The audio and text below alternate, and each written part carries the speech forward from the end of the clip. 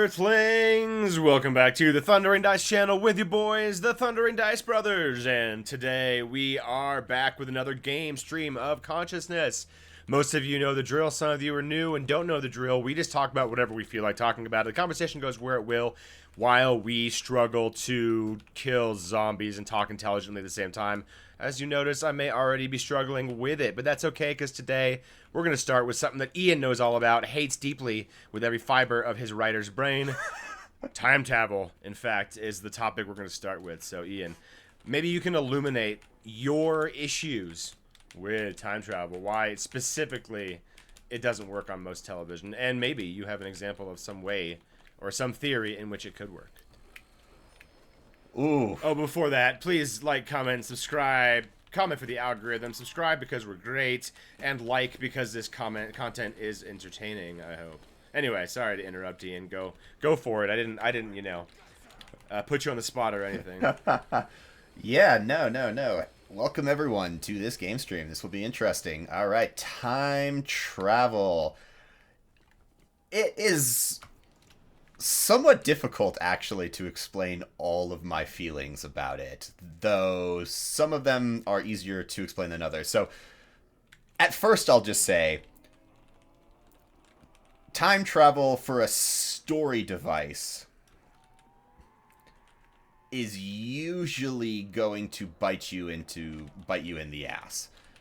Now, if it is a story, I mean, if the story, like, actually, no, like, let's start with the first example, like a good example that I like, the Time Machine, like the movie.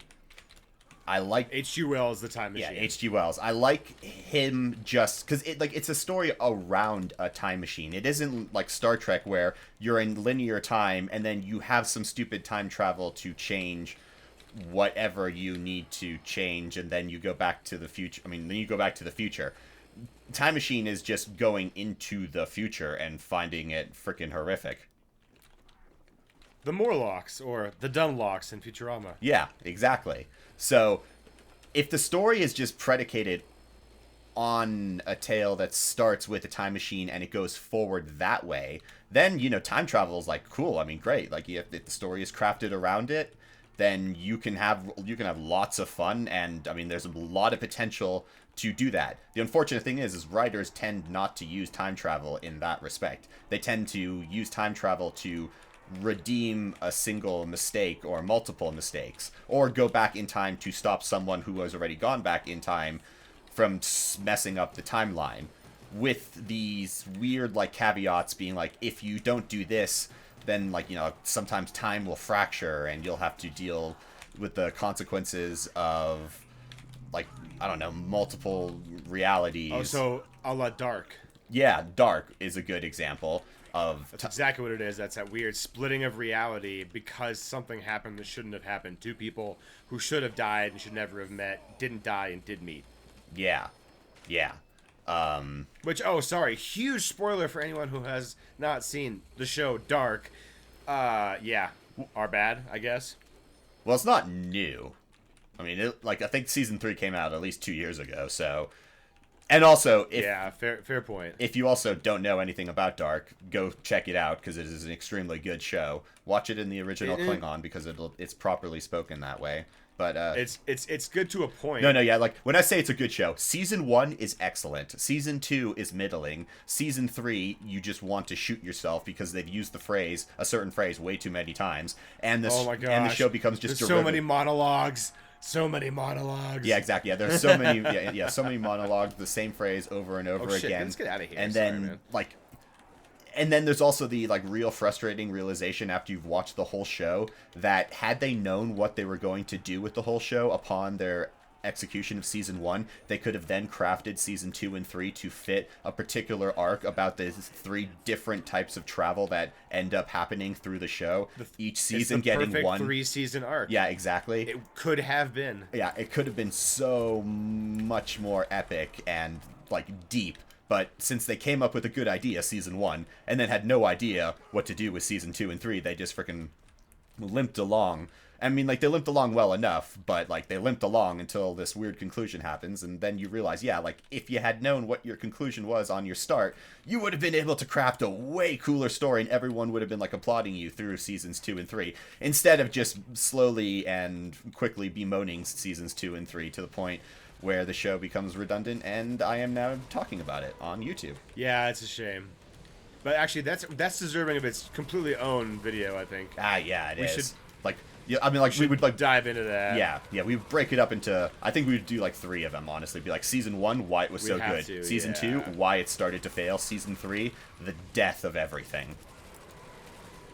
But going back to my time travel rant. Yes.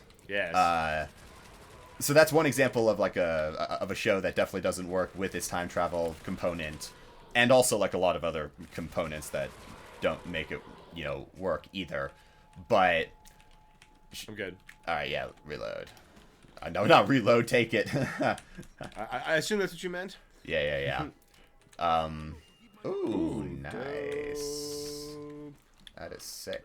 Alright. I bet you I'm gonna get screwed over, but... Oh, almost definitely. Well, okay, at least monkeys are useful. There's a practical function to these. True, yeah. Alright, come on. Give me something good. Ooh.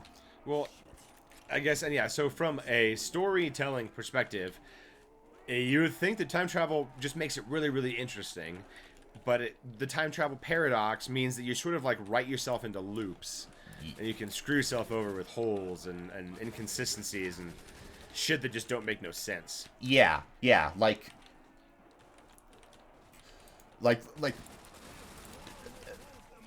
the scene in I wish I had watched Endgame more recently than I have, because I haven't watched it in a while. But there's this really, really stupid scene where Bruce Banner is trying to explain to, I don't know, one of the Avengers or some fucking idiot, because, you know, because the movie needed this to happen, to explain why if you took one of the Infinity Stones out of time, you would then change your past to your future and your, like, future to your past, thus, like, erasing something. And, like, it was, like, the most convoluted way of saying a buttload of gobbledygook that amounted to nothing. Cause create some kind of a causality loop. Yeah. I don't remember it well enough either. I can't. Yeah, like, I really wish I would have just, because it was just, goddamn, it's so fucking annoying, because, like, it's phrased so perfectly. I'll fucking have to find it, and I might just, loop it in on this video, just that one scene. So yeah, you can find it. Yeah. Well, I mean, I know where to find it. It's just I mean, it's more like actually finding this exact moment in the game stream and remembering it afterwards. That's the trick part. Somewhere like the 10, 50. Well, I have no idea. Yeah, exactly. Dude. Yeah. Round 7. Just remember that, round 7. Yes, round 7. All right. Shit, where was my thread going with this now? See, this is why it's a game stream of consciousness, everyone, because the consciousness sometimes... And also, apparently, I'm going to lose consciousness. Well, that's why I got monkeys. Time to throw them away. Alright. Oh, that is an unfortunate... Like, right at the thing. All right, I'm going to open up Fishing Hut, because yikes. Fishing... We'll open up what? Oh, the... Yeah. Okay. But, okay, Star Trek is probably, like one of the better examples of, like, why I really don't like time travel, because let's talk about the Voyager episode of time travel. All right, you're gonna have to refresh me on this one again.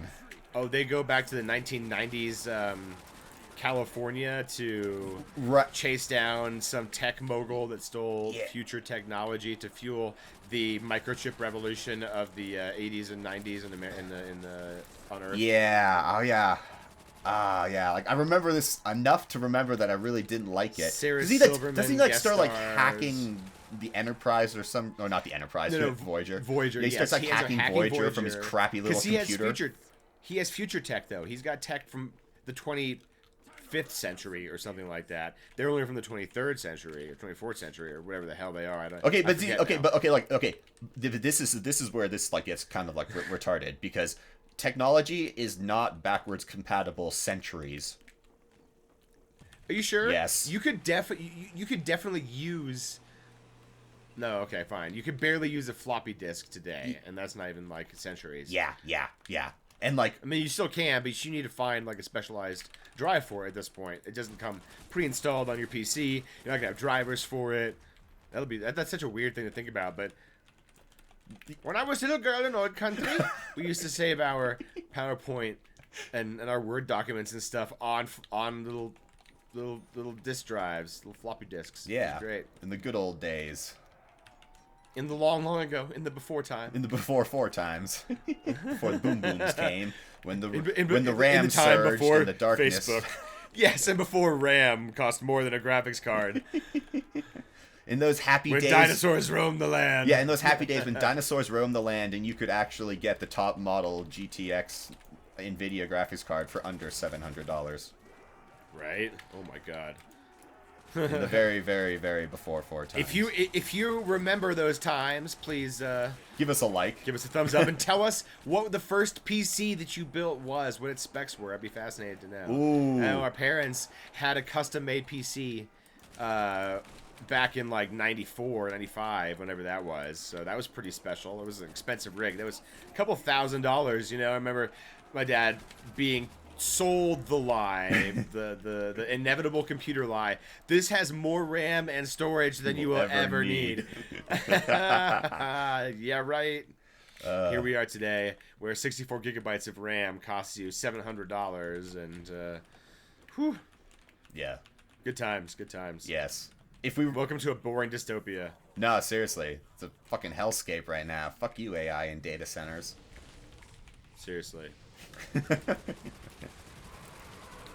Yep. Well, back to that Voyager episode. So I don't know if you remember completely, but so it's sort of like Voyager gets confronted with this ship that says I have to destroy you because you have violated like the temporal directive of the future, and I've been sent back to correct the mistake.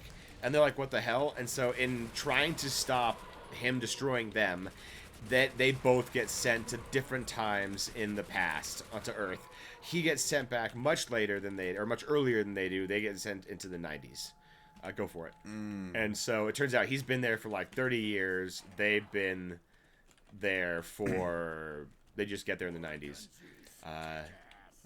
Them coming back is actually him coming to try to kill them and them getting sent back is the beginning of a temporal loop that leads to the destruction of the universe in his century. And it turns out that his ship gets picked up by this hippie who uses that technology to feed the microchip revolution of the 20th century, which leads to accelerated technology, which leads to, when he falls back, he needs to get more technology, so he wants to use the time ship to go future to get more technology, but in doing so, he doesn't know how it works. It blows everything up and kills everybody. But if Voyager never went back to the 20th century, then none of this would have happened. So yeah, that's this. It creates this causality loop. Yeah, but that's just Sarah so Silverman is in it. Okay, like right there. Okay, like I don't remember all of this extra bollocks. I mean, like I remember I hated it. I can't believe I remembered all of that too. I was pretty impressed with myself there. It's been a hot minute since I've yeah, like that was pretty good. that. All right, so like Wow. okay, but like that, like everything that No. Oh, you're gonna have to see that. I think I may have blown myself up with my own ray gun. Oh, Look at those. I hate when stats that are happens. almost It's perfect, so though. stupid that like oh, that's so annoying. Yeah, you just shot really close to you, didn't you? Like point blank range. Yeah, I was trying to run through some zombies right in front of me. I was bouncing around. Yep. And I shot at the zombies right in front of me and then just died. Yep. It's like, oh, sick. Yeah, I hate when that happens. So fucking annoying. But no, like everything that you just said though, like pissed me off into just different ways. I mean, especially like how do you get to the fact that them time jumping like destroys the universe? Like what? Well, all we know is that something when the bad guy takes the time ship that he repaired back into the future, he makes a mistake. He doesn't set the temporal matrix or some other technobabble correctly. So when he goes into the future, it becomes unstable, it explodes, unleashes a temporal holocaust, which leads to the destruction of Earth and blah, blah, blah. So they had to prevent him from doing that. But none of that would have been possible what would have mattered if the ship hadn't tried to send, or yeah, if the ship hadn't tried to send Voyager or to kill Voyager in the first place. But of course, they thought they had to stop Voyager from going back because they found a piece of Voyager in the wreckage. Well, of course, Voyager was going to be there because Voyager follows the evil guy through his own temporal matrix or whatever, and then as soon as they stop him from reaching that point, nothing ever happens. Then the time captain shows up in his ship and says, "You're in the wrong century. We're going to take you back to where you're supposed to be." And they're like, "Can we go home to Earth?" And they're like, "Ah, fuck no," and send him back to the Delta Quadrant. However, what really doesn't make any sense is all this is supposed to happen in the Delta Quadrant, but instead they get sent back to Earth. Why? Because they want to make them like they want to have a moment where they can pull the rug out from underneath them. Where they're like, "Oh my god, what happened? Oh shit, it's Earth. Contact Starfleet. We're home." And it's like, there are no beacons. No one's here. Oh my god, there's the radio program. You know, so that's the only reason. And it's so dumb to have it happen over Earth because why would they be transported to Earth because of this temporal phenomenon? Why does it have to happen over Earth? Do you think temporal phenomenon can't be solved in the Delta Quadrant? No, that's just laziness on the set and the writers. Because, like, fuck it, we don't want to have to create a whole... Because time travel... No, okay, see, right there, time travel isn't interesting unless you're on Earth. Why not? For a story in Star Trek... Oh, why. Here's one point that might happen. You know what the expected outcome on Earth is, so when you have a time travel episode that specifically goes back into Earth's past and it changes something in the future, you know what's being changed. You understand how it's changed. Yeah, exactly. That's what I mean. It's like it's super simple because like time travel is only interesting on Earth because you have all these context clues that allows the watcher to be like, "Oh shit, since Hitler wasn't killed and since Hitler didn't commit suicide, in 1945, he then is like able to escape, to whatever, to Argentina, ferries himself into America, somehow forges his documents to say that he was born here, runs for president, reignites the Second World War under America's banner, and that like you would need to all these I'll get you in 5 seconds. All these things that you would need to have happen. Oh fuck. All the information that you need to make a time travel story interesting has to kind of revolve around Earth because we know the history here. We don't know the history on another alien planet, so it'd be hard to see what's happening. You have to tell them a lot like this all changed, and this is why you should care. Yeah. Yeah, that's true. Well, yeah, it is always about Earth. You're right. I can't think of a single time travel show that I can think of out of my head that doesn't take place on Earth. Yeah, you're just gonna die. That's fine. Yeah, it's early enough. Yeah. What gun are you preserving? My 1911? No, I'm gonna go pop some heads. Oh, is that a bolt action? Okay, I couldn't tell what gun that was. Oh fuck yeah, 3-in-1, bitch! Wow. Dope. So yeah, that's All like right. that. So okay. So that episode is definitely like a write-off. Look, here's one episode or something like a good example of time travel. The Orville episode where Malloy gets stuck in the past. That is a great episode because he becomes solidified in the past. He has a family. He's got ties there. And when they finally come back to take him, he's like, fuck no. He pulls a gun on his friend and says, "I would rather kill you than abandon my family." That right there is a great example of time travel. Yeah, and it's a time travel that actually the episode makes you question the morality. Also kind of hate the way that Mercer deals with it. Like he comes off as such an arrogant really cold, and then they do the right thing. They just go back in time. Yeah. To a time where before that happened and rescue him. And then they should have kept their damn mouths shut and never told him what happened. And that's the part that really irritates me, that they didn't just instantly be like, "Oh, we're just gonna go back to a time when this didn't happen." Like that's it. We're not gonna fuck with this. Yeah. I suppose that doesn't make a very good story, but it seems really shitty to do to your friend. And then to be really dude, how dumb are you? Like, what is wrong with you? Like, could you he stayed there for years and years and years. I can't imagine doing that and being a voluntary castaway, not because you're like on an island in the middle of nowhere and no one can find you. No, you could probably walk to civilization. Yeah, it's right there. Yeah, he spent like 6 or 8 months in a cave and had to kill animals, something like he had never in his hyper sanitized modern world never had to do, because you have like, I have no idea how meat production works in... I'm sure it's basically like something similar to replicators in Star Trek, or it's some sort of synthesized thing. I'm sure at that point in the future, it seems like they don't actually hunt or kill live animals. No, yeah, because he talked about, like, I have to be basically a barbarian, and then finally breaking down. Yeah, like, it's the human condition. You can't... If you ever got stuck in the past, it is unreasonable for any person to assume that a human being is going to be able to hold out when civilization is still close at hand. I mean, like, if you're stuck in the Arctic and there is no civilization, you will find a way to survive, because that's the way survival works. But if you are stuck in the wilderness and you know that civilization is just a few miles away, or even 50 or 100 miles away, and you're self-isolating, sooner or later the madness will get you. Humans cannot survive in isolation. That's why freaking solitary confinement is torture under, like, the literal definition. And I guess we're expecting him to, like, kill himself in that respect. No, I just kind of assumed that they just expected him to be a good dude, a good Union officer and stay put.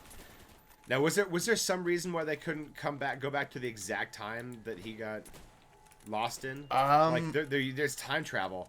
Why did they go back to 10 years later? Why didn't they just always go straight back to, like, the day afterwards? It doesn't make... that really irritates me. Maybe it's just because they wanted to have story needed to be this way. No, I'm pretty sure, like, they were guessing on, like, how to... Like, they weren't quite sure exactly how to... Like, how close they were able to get to the time that he was back at. So they kind of underestimated on their attempt and came 10 years late. And they were like, oh shit, whoops, okay, now we adjusted it, we dialed it in, now we can come earlier. Yeah. Okay, well, I guess that makes sense. Poor Malloy, though. Oh, no. The story is great, though. Okay, how about, here's something more lighthearted, in a sick way, though. Because there's the Futurama time travel, there are a few instances of time travel in Futurama that we can cover, I think. Yep. The least lighthearted of it, or maybe the most I have no idea which one is more fucked up than the other. Or which one was more comforting. Okay, how about this one here? That time is literally circular, only thing that changes is the placement of Earth by a couple feet in the universe. That no matter what you do, the choices are all exactly the same and time is meaningless. So just enjoy the ride and you're going to ride it again. Which is, I guess, sort of fatalistic, nihilistic, comforting in a way.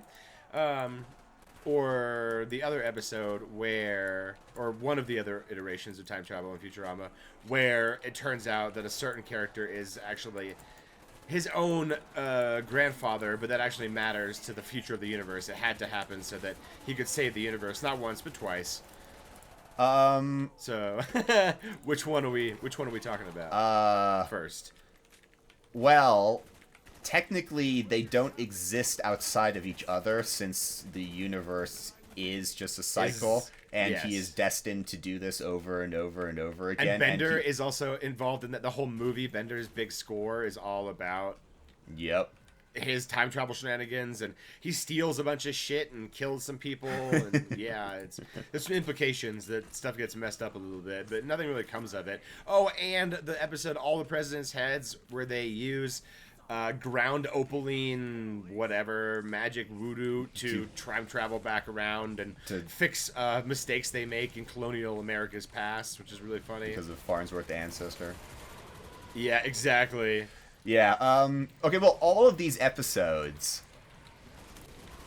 all of these episodes have two things going for them.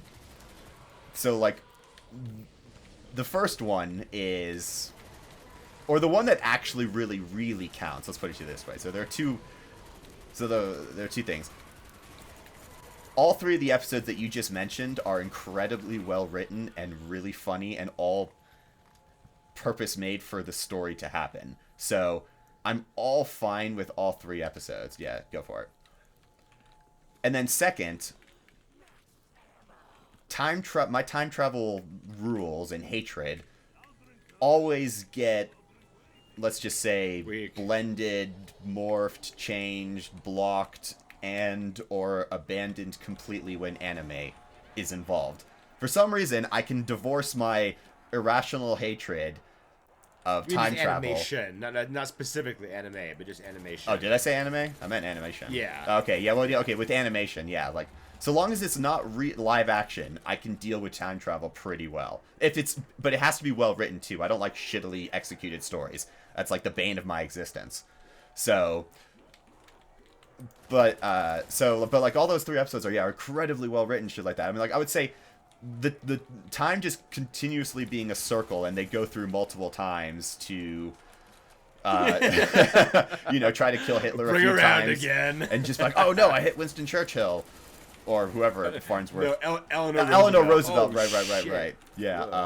That was unwise of me. I did not know that the door was open. Exactly. I kind of just forgot that I did. And yeah. Very smooth. Anyway. Yeah. Good thing I got Juggernaut, because I would have definitely died. Yeah, same. Alright, so okay, I really like that. The songs too are just extremely funny. And like the fact like giraffes enslave mankind. Like a buttload of other calamities befall Earth, and then I love the message that Leela leaves for Fry, that she has, and then he finds it in just by luck basically in the cave yeah, where they had where they were supposed to have dinner. So like that whole episode is just like great, funny, wholehearted. Bender'd be like, "Oh, did you see that pile of skulls? That was a really nice pile of skulls." Yeah, he's the reason they have to go all the way around. But then if you think about it, he's also the reason. I don't know where I'm going in here, but we have to do the transporter at some point anyway. So I'll turn this one on. Oh, cool. I'll do the other one. Okay. And then you have like not the Morlocks, but the Dumblocks, to do this full circle from the beginning of the episode or of this. Oh shit! Once you activate, then I can activate this one. I forgot you can't do it concurrently. Yeah, I'm going. Yeah. So that whole episode is just gold on like all respects. Now the one where Fry goes back in time to become his own grandfather is like, I think like Futurama peak genius. Roswell that ends well. Like it's for those of you. Okay. The teleporter has to cool down. Oh no, never mind. Okay, now I'm gonna go. Okay, yeah, but like I seriously think that might be. I mean, like there's so many great episodes and so many like brilliant episodes too. So when I say like this might be the best of the episodes, I'm not necessarily saying that it is like the best of the best, but it's probably within the top 15 best. No, I'm gonna top 10 best episodes. Because like just like it all stems. I mean, it's brilliant because it starts with Fry making popcorn, for fuck's sake. What tastes like blue? Yeah, exactly. And then that gets them sent back, to Area 51. Bender gets reassembled as an actual, like tiny UFO. Yeah. Zoidberg is the alien that crash lands at Roswell and gets dissected and stuff like that. It's so great. Yeah. And then Fry inadvertently thinks he kills his own fucking grandfather by setting him up in the shack where the nuke is going to take place to see for the practical effects. So he actually kills. Yeah, and his grandfather was like, do you ever think that you're only going with girls because you're supposed to? Yeah. Don't you ever think that? Yeah. That's so great, too. So he inadvertently kills what should have been his grandfather. Or what he thought. Wait. It was never going to be, I suppose. Well, no. Okay, but in his mind, though, it should have been his grandfather. So then when he kills his grandfather, he realizes that the chick he thinks is his grandmother is... Or no, he thinks... No. The chick he thinks is his grandmother is not, in fact, his grandmother. Yeah. When, in fact, no, she is his grandmother, and he has now... copulated with his done grandmother. The nasty in the pasty. Yeah. And then, and then he wakes up and he's like, and then everyone is standing outside, and then the professor tells him exactly what he's done, and then he fucking screams in his awesome "Come back to bed, dearie" Fry trill, and then they have to go escape, and then they have to go blue meets red again, and then they go. Wait, shit. Do they have to go find Bender's head in the desert? Yes, Yeah. He goes, bite my shiny metal ass, and as he's saying, he said, 1944 can bite my shiny metal ass. Fuck. Oh no! I thought we were gonna get that. Me too. Yeah. And obviously, then he gets buried in the desert. They dig him up somehow. They just know where it's gonna be. You know, thousands of years later, and literally his own invasion of his own head. Like that sometimes there's good Futurama continuity, and sometimes you just gotta hand wave it away. That's one of those times because, you know, he could have gotten his own head back for himself at any time. But then it would have. Then it would have interrupted time. The body. And you have the body double paradox, which also gets solved every single time in the movie Bender's Big Score, and in the episode where the forward time machine episode. Yeah. The late Philip J. Fry. The late Joe. Yep. Ah, that was close. So that whole episode's awesome.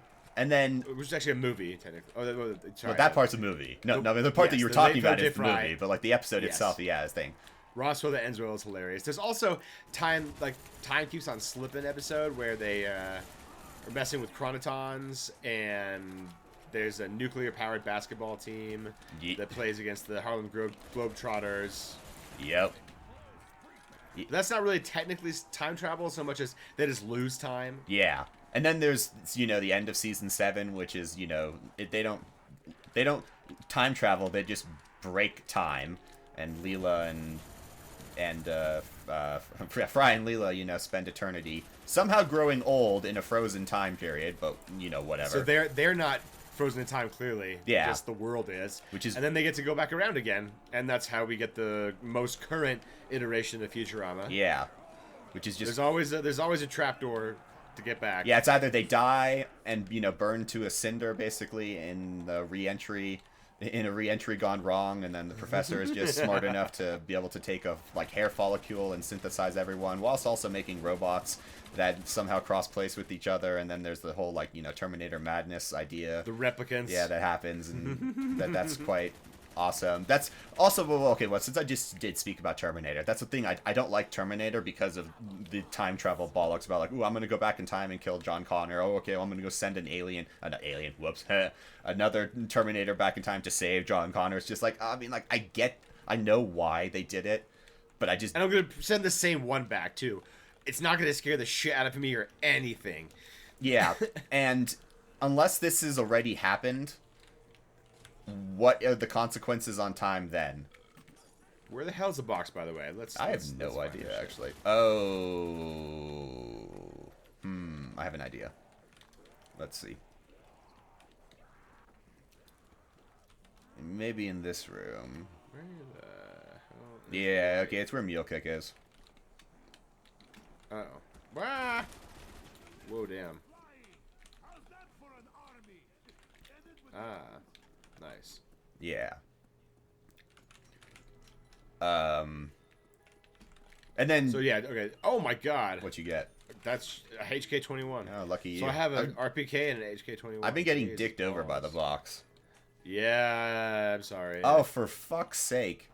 What is that? The G11. G11. Do I pick it up or do I keep my Spectre? I mean, you pick the G11 up. It has more bullets and has more damage, right? Only by slight, but it's 3 thing and I have to look down a goddamn scope. Yeah, that's... Well, just time to get used to hip firing. Well, yeah, that's the only thing you can do. Yeah. Oh, apparently there's more. Alright. I guess so. I did chuck a bunch of grenades right at the beginning of the round, so... Ah, smart. Not surprising.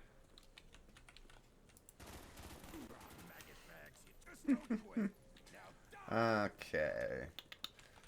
And then also, and then going back to Futurama with, you know, Farnsworth going back in time to clear his name, and then the... All the president's heads. Yeah, and then the Queen suddenly, you know, because of his ancestor doing what it did, you know, the Queen tries to become his lover and shit like that.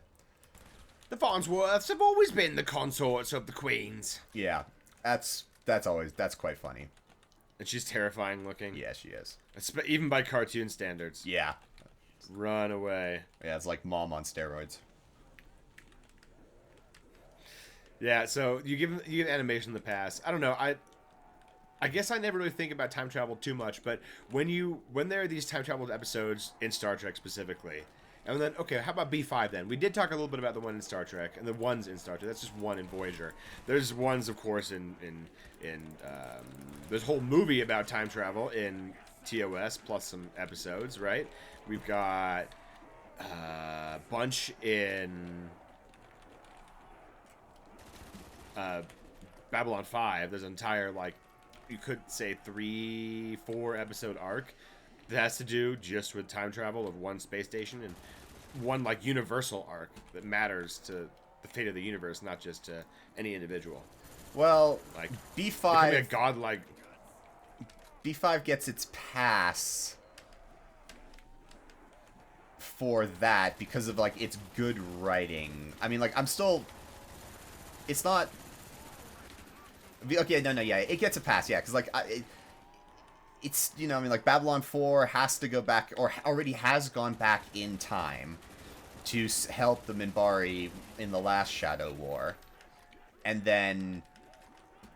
So, like, that's already happened. And then Babylon 4 disappears before Babylon 5 gets constructed, you know, keeping history intact. And So you're fine when they're, like, consistent closed loops. yeah, consistent closed loops. Yeah. Because, like...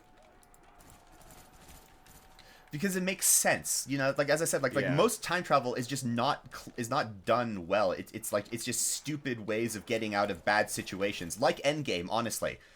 Like because, like, Endgame is, like, is the perfect example of this. Like, because, like, Infinity Wars, like, when I watched it, I mean, like, Infinity War is my favorite fucking Marvel movie, all right? Because I you know, it's everything's finally coming to the head. You know, you got all your, like, character arcs for all the main characters. They've had a couple of Avengers movies to get their, you know, game in, and then Thanos comes with the Infinity Gauntlet. Fuck yeah, bring it on. That was an epic arc. Really, you know, loved seeing it in theaters and shit like that. But I'd like to see those again in theaters. Those would be worthy of a re-release because they're spectacle type movies. They're movies that are best seen in a theater, just like many bands are best seen live. Yeah. Those are best seen on a large screen. That's one of those things that they just did amazingly well from the very beginning too, starting with Iron Man all the way through. If nothing else, they were spectacles. Yeah, absolutely. So you have, like, Thanos, and it's, you know, like, everything's finally coming to a head. It's all great and shit like that. And then the people lose at the end of Infinity War. You know, Thanos snaps the gauntlet, half the universe freaking gets erased. Game over. Brilliant. Excellent. You know, the good guys have finally been dealt a real loss, and the bad guys and Thanos, like, isn't actually, like, a bad guy in this respect. He's not, like, trying, like, Ultron trying to destroy the world, or Loki trying to rule the world. Thanos is just trying to save or conserve resources universally, and knows that there are too many, or thinks that there are too many people in the universe, in the galaxy, and you need to it's not sustainable. Yeah, exactly. You need to thin the herd to let everyone go, and he doesn't do it maliciously. You know, it's like he calls it a cold, simple calculus, and it's completely by chance, lottery, fair and unrandom, or fair and random, dispassionate to the rich and poor alike. So, like, if you have to come up with, he's kind of more of, in this respect, he's more of like that, like, anti-hero. He's trying to do the right thing in a horrific way, and you can sort of sympathize with it. And, like, I mean, like, when he freaking kills Gamora, that is a great scene. Like, that was so well done, because, like, you want Gamora to live, obviously, but you also feel bad for Thanos for doing it, because you see such a real human emotion in that moment. You know, his lip is actually quivering. You see tears in his eyes.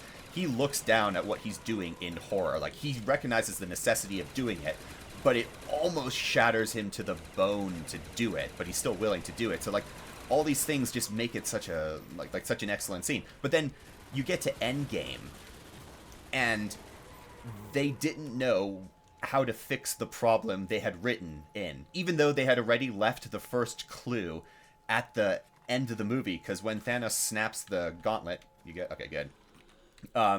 he gets transported to whatever part of the spiritual plane that is and sees little baby Gamora, and she asks, "Did you do it?" And he's like, says yes, and she replies, "So what did it cost you?" And he answers, "Everything."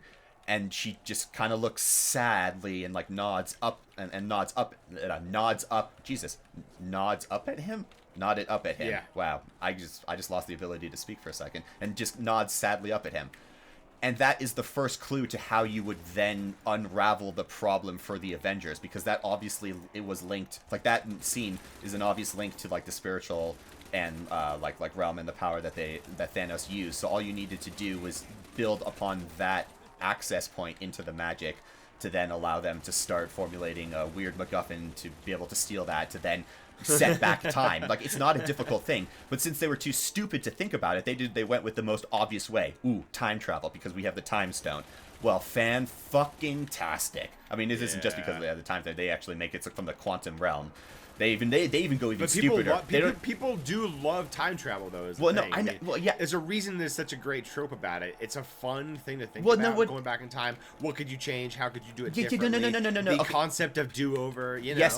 But they went even stupider, because they didn't even instead of using the time stone itself. Ooh, Ian, I should really shut the fuck up, actually. No. I take back what I just said. I mean, no, it's still stupid. No. I take back. Because they have to use because obviously they can't use the time stone itself. I'm being an idiot. They use the quantum realm to be able to go back in time stuff like that. I know that people like do-over stories and shit like that. But I just gave you an idea of how you could do it with the spiritual power or in the spiritual plane and using the same, because that scene was an obvious setup for any person who's ever written a story. Knows that like a scene like that is the type of magical MacGuffin bullshit that writers use to be able to undo certain mistakes of the past. But since these people were just like, oh no, let's just have an emotional scene with the little baby Gamora, and that's it. Didn't even think about where the logical next step would be. They were just like, all right, no, now we'll just have to go straight time travel. Let's split into 3 groups, coalesce around one time. All of the things will happen. Thanos will then suddenly find out that we're also in the past. Whoa. Because Nebula is still streaming on her neural net, even though they know that thing exists. So you would think that you would have some sort of Tony Stark would have fucking blocked it or something, or she would have blocked it herself from broadcasting on the same network. That would have just been really helpful to make sure that Thanos wasn't then alerted that they were in the past, to then. Because then Thanos uses that, captures her, finds all the... No. Come on, this is insta-kill, don't die. I'm doing all the hard work anyways. I'm talking, all you have to do is not be dead weight. Not die. That's okay, I got double your kills, so it's a fair balance fight. That is true, yeah, you do got double your kills. But I got 10,000 times your words. But Quite so. But okay, but I think I've illustrated well enough though why Endgame is a really bad way to end the whole 10-year arc, and why time travel is just too easy of a get out of jail free card. How about Star Trek Enterprise? That's a fun Star Trek time travel one that I know you love. Actually, I don't love it either. No. It's pretty annoying. The temporal Cold War is just... There's actually a bunch. There are several now that I think about it in Enterprise. There's a temporal Cold War which continues on through forever. You got the Xindi, and you've got the Sphere Builders, and you've got the Suliban. They're all temporal nonsense being manipulated, etc. It's throughout the entire 4 seasons of Enterprise. And you even have a one-off episode. No, multiple one-off episodes. Jesus. You have several one-off episodes that are specific time travel ones. So there's the fun one that I know you hate, and it's so ridiculous that I kind of love it. I kind of think of it as the season or series reboot. No. Or what could have been a season reboot. They get sent back in time for some unknown reason. I don't remember. Some time travel MacGuffin, as you're fond of saying, that sends them back to World War II, where this time here, aliens are helping the Nazis win the war, and they're now currently occupying parts of North America, including New York. And this is where our heroes find themselves, or one of our heroes find themselves, and the rest of them are orbiting in space. It's ridiculous and corny. Yes. And then there's the other part where there's another one which is less corny and it's more dumb. The Xindi agents are sent back in time to try to give humanity a virus in the 20th century so that they die, therefore making the entire necessity of the Xindi human war later on moot. Yep. That one's worse. Which they, of course, have to go back and stop. And if you were doing they that do. once, why wouldn't you just do that multiple times? Like, see, this is another reason like why you don't introduce time travel, because like once you've opened up, like once you have one plot, It solves everything. Whatever, just do it. Just you have infinite chances to try. Yeah, exactly. You would just continuously try to kill them before, because I mean, like you're already resolute on committing complete genocide. Don't kill them real quick. I'm going to. Oh shit! Right. God damn. Oh shit! I got a lot of money. money. Yeah, I'm gonna go. Nothing good. Get I could pack a punch. pack a bunch of my RPK. I could pack a punch my FAMAS or my STG. Or you could try the box a few times first. Right, I'll try the box first. Because you only need $5,000. Yeah. Well, only, you know what I mean? Yeah. So no, yeah, like you would definitely just go back in time constantly to try to poison the human race before the threat was ever a problem. Like it was, so like that's another reason why you should just never bring time travel up, because it opens that Pandora's box and you can't close it. And the funny thing is, Enterprise tries to both open and close the Pandora's box at the same time with the Temporal Cold War. You ever notice that? Yeah. Because the Temporal Cold War is basically the Deus Ex Machina for why people don't fuck with the timescape. Oh, because we have international accords. But there's one side who doesn't like necessarily abide by it. So, but we're sort of at a stalemate, and we're just kind of jumping around space and time, screwing with each other a little bit. You know, that's kind of where they're at. So they both talk about time travel and want to fuck with time travel, while at the same time saying we have temporal agents that are there to ensure that this doesn't happen. And that's also the same thing they use in Voyager. You know, we have temporal agents who are going through, and in their case, they're actually sort of quasi in the cause of it, which is hilariously dumb. Yeah. Again, another reason why that one's especially silly. Fudge. Alright, dude. Every single time I've just got dick butt. Alright, so I'm just gonna do I'm just doing the STG, because I can get ammo for that. This is stupid. That is a good benefit from it, yeah. Yeah. Yeah. Okay, let's think about... Okay, what about other silly time travel stories that we know of, that we can think of? Alright, other silly time travel stories. Okay. I know there are a lot right now. I don't know why I'm blanking on them for some reason. This is weird. Right. Okay. Come on. Are there any more in stuff that we've already, like, looked at? Because we've nailed all the Futurama ones. We talked about the Enterprise ones. We talked about Babylon 5. We haven't... Just Babylon Squared. There's plenty of other ones. Where that end. There's plenty... I mean, like... Talked about the Voyager one, or at least one of the ones in Voyager. Maybe more. I can't remember off the top of my head. The Voyage Home, TOS. Oh yeah. That one I have mixed feelings about, because like... Well, okay, how about this? I'm going to start this off by saying biologically it breaks down a little bit for obvious reasons. Now, having them sing a whale song back to them necessitates flying back into time to get two whales, but also, like, you're going to dual purpose this, so they're going to repopulate the species, which is very interesting.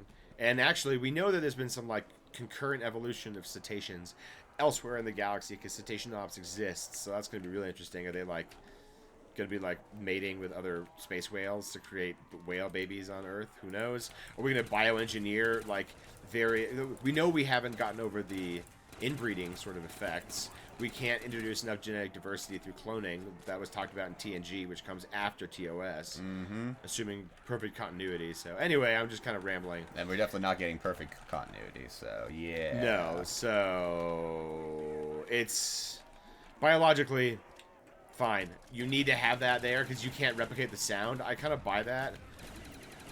How would you know how to replicate the... Yeah, you If wouldn't. we hunted whales to extinction that early, then of course we wouldn't know what their language was. And even if we did have, I mean, enough records of the language itself, this is a call and response type of scenario, which requires that particular mammal to be alive to respond. Or not necessarily that mammal, but like you have to understand the language and the message and. Well, but just because because whales are mammals. That's what I meant. Yes. No, that's why I said mammal. I mean, theoretically. Because all I meant was like that. Because I just meant like this. You need the whales to call and respond to the probe. I meant specific individual. No. I didn't mean not a specific. I was just yeah. I was like, well, then that really wouldn't have worked. Yeah. No. Yeah. Not an individual. Just their brains needed to be there too. But then again, you have like the whole weirdness about shit, what's her name? What's the doctor who just decides to hop up on Kirk when he... Oh, Doctor... oh, gosh. Yeah, what? Doctor... Is it Jillian something? Something like that, yeah. Whoa, I just ran into that. Ooh, yeah, me Yeah, too. so, like, her... I mean, like, I like how she has no actual impact on the timeline, so that's kind of funny.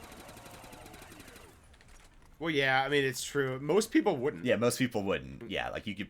Yeah, basically... That's another thing that like to, like, overblow the importance of individuals in the timescape of the world or the universe. Like, I don't know. Yeah, if you somehow changed Hitler's trajectory, that's a big person to change. But if you changed, like, Hitler's teacher's boyfriend's niece, do you think that would have changed anything? No. Yeah. Yeah. So...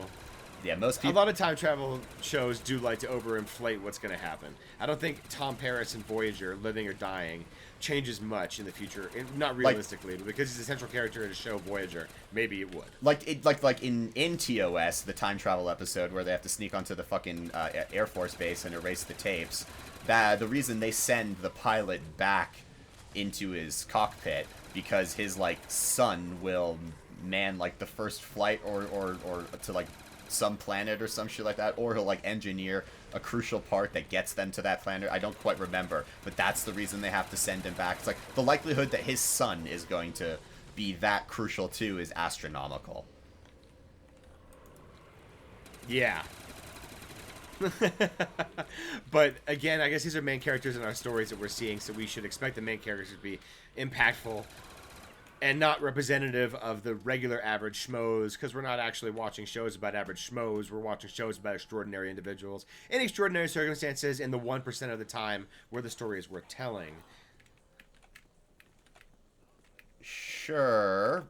Or that's the whole entirety of the story that is being told.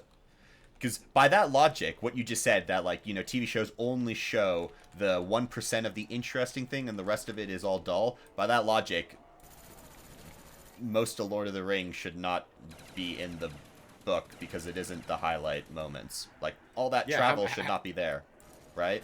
How much of the Silmarillion isn't in the Silmarillion? How much? What? How much of the Silmarillion isn't in the what? How much of the Silmarillion is just broad stroked over and not described specifically? Like, you could have done the same thing with Lord of the Rings, technically. Just because the exposition matters in that case doesn't necessarily mean that the story would have been changed if we talked less about the landscape.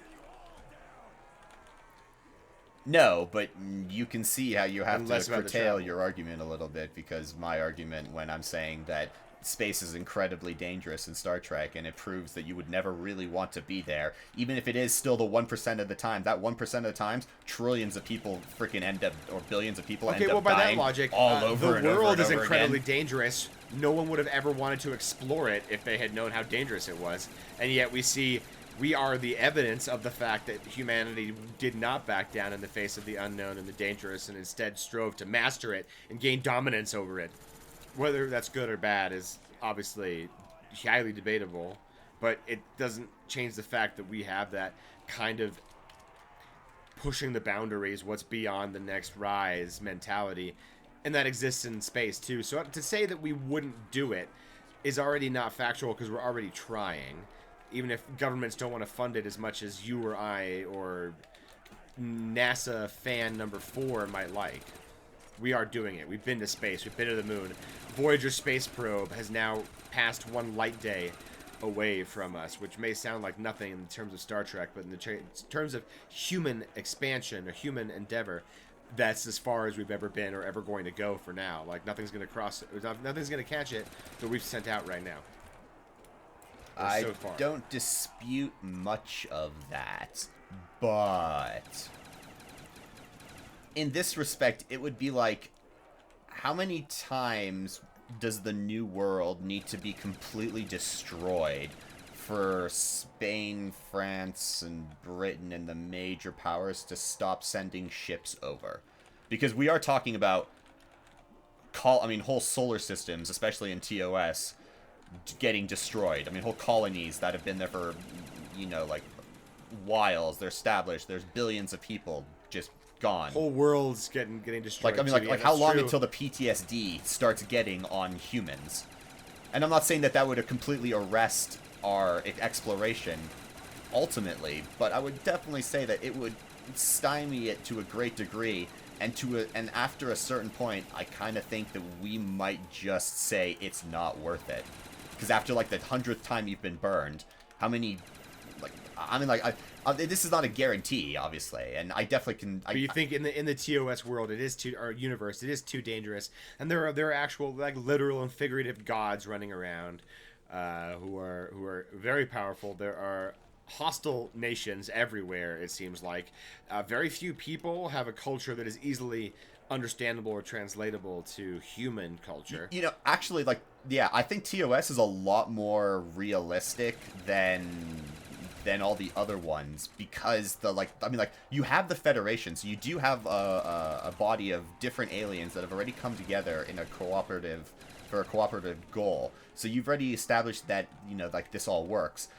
But the enemies, like the Klingons, the Romulans, the random things that are just spouting around, like, having fun in space, you know, like the amoeba, the Doomsday Machine,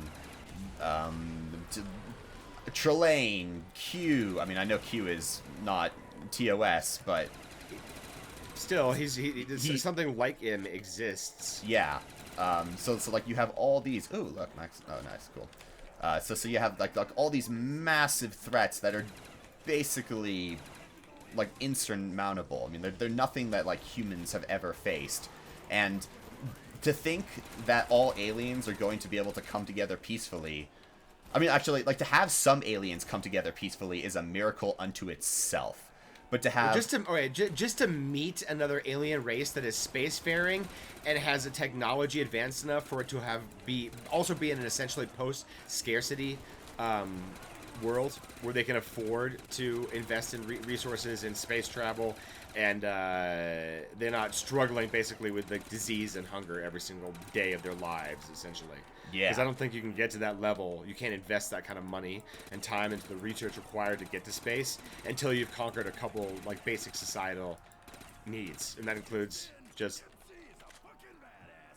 willing to throw money at it. Yeah, you need a stable world before you can get to space travel, which is kind of the reason why we don't have space travel yet, because we don't have a stable world. Or why our space travel is curtailed. Budgets are not very... How often do you hear NASA's budget was sextupled in the last 10 years so that we can achieve this goal? Yeah, like, it's always cut. No. Mm-hmm. Yeah, exactly. Not since 1969, probably, if we had a bloated space budget. And people will argue, why is it worthwhile? And that the fact that people argue that just means that we're not ready for space travel. Mm-hmm. So that's a long way of saying we need the odds of finding another species that has invested the time and energy and resources to be able to space fare, as in warp travel realistic distances across time and across space, without fucking time up, you know? Yeah. All the chances confluing at once at the same time here is infinitesimal. So the world of Star Trek is crazy unlikely. Yeah, definitely. The universe of... No, yeah, it's definitely crazy unlikely. But also, like, going back to what I was saying about, like, TOS being the most, like, I think the more real of the Star Treks is because, you know, like, the enemy is vast, there are multiple of them, and the threats are everywhere. Like, TNG, I'm not saying, like, TNG and DS9 and Voyager and Enterprise are all like the threats aren't real enough. I would actually say Enterprise is one of the ones where the threats do feel real enough, because you have an existential threat with the Xindi trying to freaking wipe out all of for Earth. No good reason, which is just weird. Well, it's because they've been lied to by the space aliens. By the temporal, the sphere builders. Yeah, the sphere builders. Right. Yeah, space aliens. That's a funny word. Yeah, the sphere builders. Exactly. Space aliens is like a video game, you know? Yeah, it is. Literally. So, like, that all... bollocks. Oh, shit. Oh, yeah. Oh, crap. Oh, no, yeah. So like TNG, TOS, like, has, like, the more real and, like, the gritty and, like, the frontier feel down. Like, in TNG... I do not feel that, like, it's a frontier space zone. Oh, you know what I mean? Like, no. everything feels like so much luxury. Yeah, exactly. And everything feels like all the places they go to feel a lot more like tame, and like the stakes are just not like the TNG does not open up regularly with episodes of, I mean, obviously it would be Picard, but like when Kirk said, but they're what?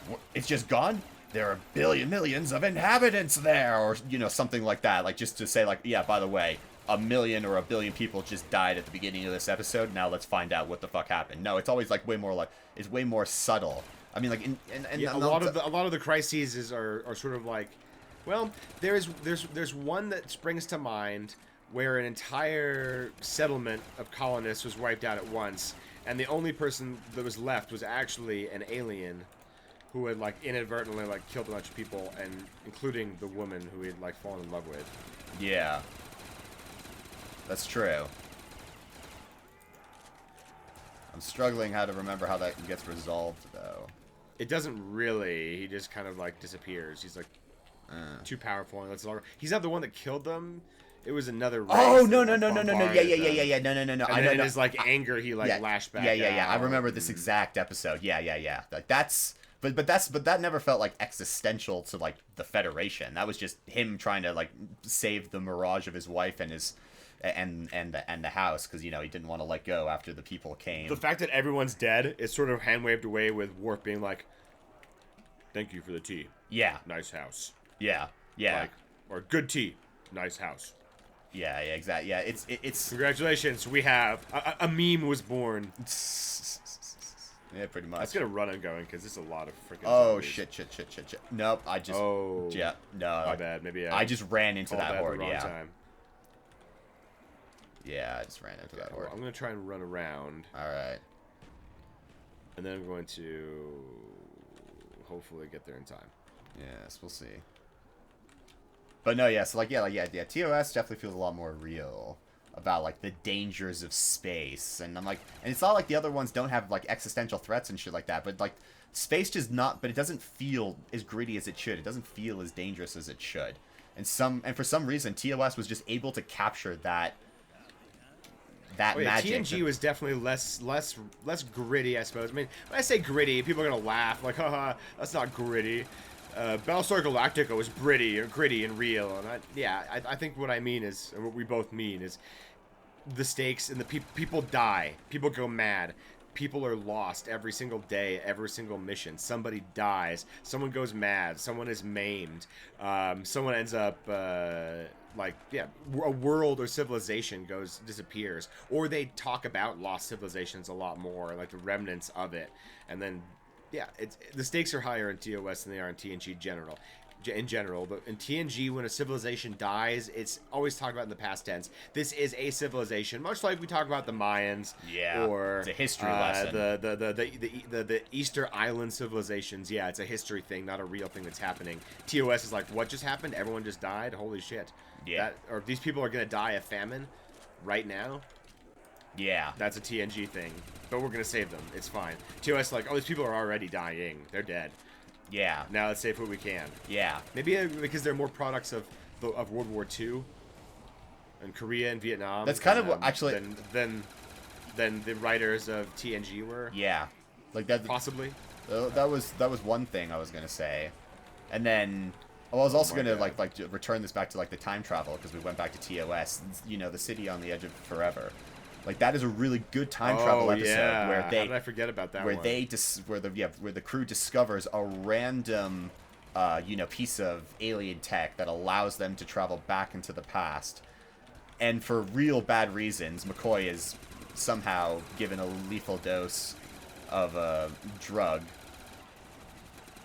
A crazy upper. He like PCP's out. And... Yeah, he does, and then he goes back in time, and because of him going back in time. Hitler wins the war. Yeah, everything starts changing. Yeah, Hitler wins the war because Edith Keeler just persuades Roosevelt FDR to pursue peace instead of war. Yeah. So they make a truce with Hitler. Yeah, and that delays their entry, so then everything, so then that's a whole domino effect. And in the end, Kirk has no choice but to let Edith get hit by that car. This woman who he actually kind of starts to fall in love with, and not kind of, sort of, definitely does. Yeah, definitely does. And then... Yeah, people think that Kirk is like some like ladies' man, but he only really gets with or falls for a few women. Most of the women like may throw themselves at him, but he basically says no. Sometimes he'll kiss like a robot or whatever to prove a point, which is whatever. Yeah, he just I think people just call him the ladies man because like since he is who he is, he just always has the lady. But he's not like necessarily the most ladies man I've ever seen. Like the Dolmen of Ilan, like he doesn't, as far as I remember, doesn't actually like sleep with her. No, she no, tries no. to, but She tries to seduce him and shit. Well, actually, she does. She gives him her tears. So, but he gets right. to. But since his I'm love gonna kill some of these of guys, the but not all Enterprise of is them. so great, he's able to break free of the chemical bullshitism. And because Which led us to that great Futurama episode where there's the fan fiction written by Melbar talking about my ship, whom I love like a woman, is disabled. yeah. Oh Lord. Yeah, that's some pretty good shit. My sweet lord. So okay, so City of the Edge of Forever. That's just that's a fantastic time travel episode. Like they always let themselves down in my mind with just shitty writing and poor execution and these weird rules. So what's the difference between the writing themselves out of like, all right, creating Endgame the way that they did, in your words, writing themselves out of the story or an easy way out? Yeah. How is that different than just like any of the time travel ones that you did like that we talked about? Could they? And none of the stories would exist without the time travel aspect. So is that the difference? Like the story is about the time travel. Futurama needs the time travel for all the things to happen in it. Yeah. Time travel plays whereas Endgame could have been resolved without time travel because no other part of the movies needed to be or had anything about time travel. Yeah, and even the time, and even when they have like even with the parts with Steven, even the parts with Doctor Strange with the time stone don't really have that much to do with time travel either. Like they just do small little bits, like let's turn back in time on an apple. I mean, he does do, and then he loops time in Dormammu's, however you pronounce that fucking evil god, his realm. He brings time there, so it's an endless loop. So every time Dormammu kills Strange, he just starts the loop over again. It says, Dormammu, I've come to bargain. So like that type of shit. Yeah. So that all works because it's like it has its place in the story. But yeah, when you just bring in time travel to fix a mistake that you yourself wrote in, that it's the most laziness. It's the most lazy of lazy. Like don't write in. Now, so what if that had been a subtle, hinted at plot point every single movie that was finally revealed at the end? Would that have made it better? That time that they need that like have subtle. There was always going to be time travel, like in the end, and somehow build that into the story in some that would ways. if they had been hinting at that for 10 fucking years, I would have been much more obliged to agree with what is going on. That would have been one of the best held secrets in cinema for a long 10 years. Build up for that. That would have been epic as hell. Yeah, that would have been epic as hell. So if it was kind of epic. 10 years for the resolution of the. Yeah, it was actually. Yeah, I mean this Marvel Cinematic Universe phase, whatever this is. Like, I don't know what 1 through 3. I guess we're in the post Tony Stark era now. No, we're in the Victor Doom era now. Yeah, now we start the Doom era. Because now it just follows whatever Tony Stark Victor is doing. Doom. Yeah, because of course he does. When is that happening? That hasn't happened yet, right? No, I'm not that not yet. Right? Like I'm not 100. I have no idea when it's Speaking of, where'd the box go? When that's coming. Up here, maybe? Oh, yeah, up here. Yeah, watch me get dicked over. So, yeah, if time travel is... goddamn, it is a function in the story and not just a function of plot line needing to happen to fix a mistake, I'm okay with it. But if it's basically, I need to do this because I wrote myself in, like Thanos snapping his finger and erasing half the universe. Well, you need to fix that. How are you going to do it? Well, if you have to do it by time travel and not by the magic that it was done through initially, it's just annoying. I agree with that. And I think it's really, I don't have a strong feeling about the time travel finishing Endgame because I don't really have a strong feeling about Endgame anymore. It's sort of faded in the back of my consciousness. Now, I was mulling this over in my mind just now. So, I think there's a weird argument that I can make that when Voyager went back in time, and that whole time travel shenanigans with the microchip revolution went down, I think that split the timeline right there from our universe. Because that happened in the 1960s. He went back to the 60s or 70s, the first time ship, and that's when the bad guy found the time ship and started his stuff and got the computer revolution started so early, which allowed all the technology that we see in Star Trek to exist. That's like that's the causality loop that doesn't exist in our universe. So we never had a change. It wasn't the Bell riots. It's not World War III. There's no eugenics war. Trying to retcon that is stupid. It never happened because Captain Braxton got sent back to the 60s and kickstarted the microprocessor revolution decades too early and gave us technology centuries ahead of its time. Yeah. So we will never get warp technology in our lifetime, in our timeline, possibly, because we didn't get future tech that already existed for that. See, that's the causality loop that Voyager created that I think that the rest of Star Trek didn't follow. Because we talk about like the Bell riots being a part of DS9 and the Augment War changing its time frame now because of something, I don't know why, but that's different now in the Strange New Worlds universe. So I hate the Strange New Worlds. I hate old Paramount. Oh yeah, so talking. Oh, here we go. There's some more time travel in that one. Oh God, Lower Decks has a time travel episode, sort of, right? He gets he and Mariner and Boimler get sent backwards in time. Ooh. TOS for them now stands for those old scientists, which I fucking love so much. I do love that. That's that. Well, okay. I love that episode. Every single thing about it is pretty much gold. This episode, okay, like. It breaks all my time travel. It doesn't necessarily break all my time travel rules, though I dislike the time travel aspect of it. However, I like this episode as a whole because it's a really funny crossover, and it is just funny to see Boimler and Mariner kind of geek out over all those over the young bridge crew and shit like that, and then seeing Erica and Uhura geek out over everyone on the fucking NX-01. So like that is it's cute. It's a cute episode that is rather funny.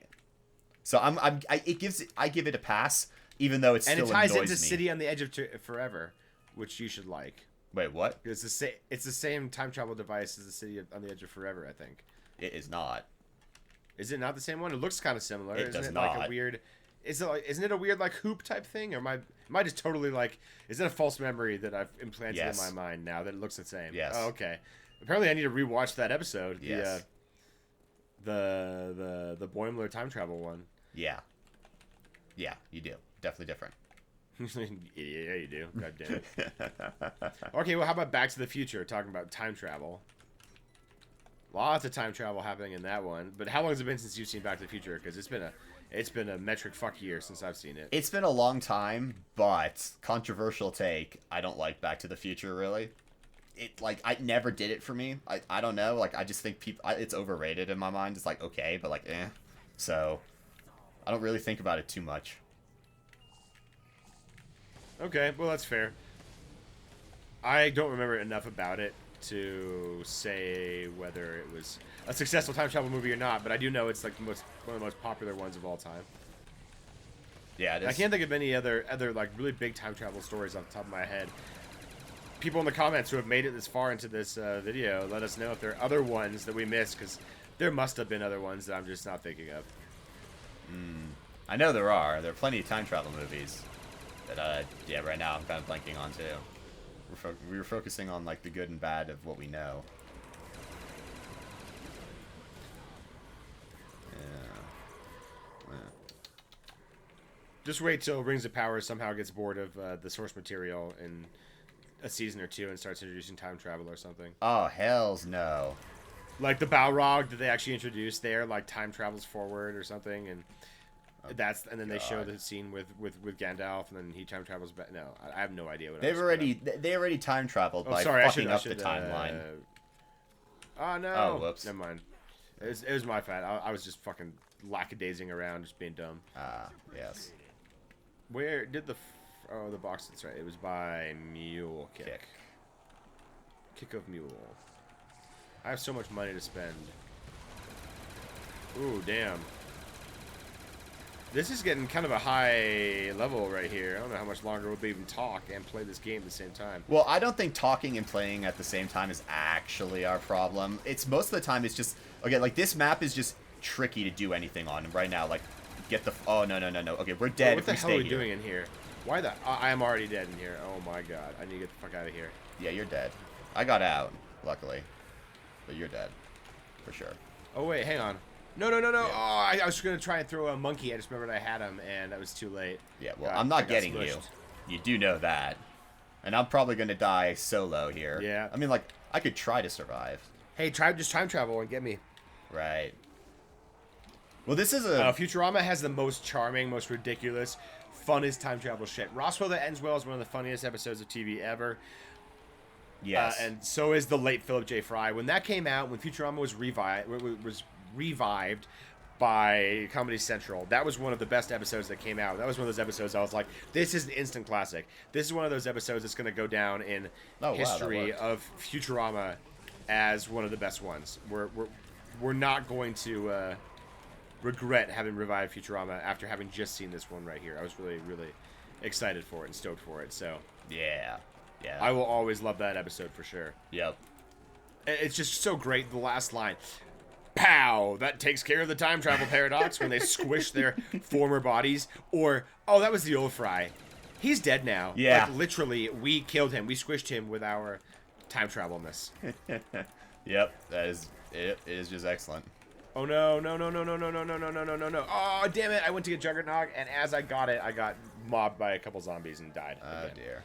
Ooh, this is one of those times where it's hard to come back from not having Juggernog. Yeah. It probably didn't help that I went straight for it. And I should have just created a running pattern and got it in some downtime. Yeah.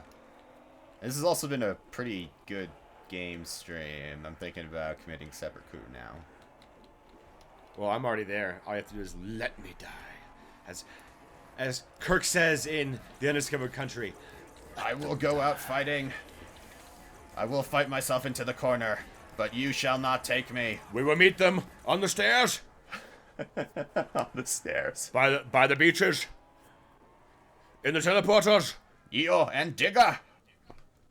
That's not bad, though. Well, with that, guys, thank you so much for joining us on this Game Stream of Consciousness. It actually only ended up taking up 2 maps and quite a few rounds in about an hour and a bit. So, like, comment, subscribe down below. Tell us why you love or hate time travel. And if you have an idea for something you want us to, bullshit about while we're game streaming it up, as it were, let us know in the comments. Otherwise, we'll see you next time. Stay sane, healthy, and fucking go Broncos always. We didn't even talk about that. Holy shit. Yeah, go Broncos, fuck the Chiefs, and Broncos for the win. Super Bowl 60. Whoop whoop!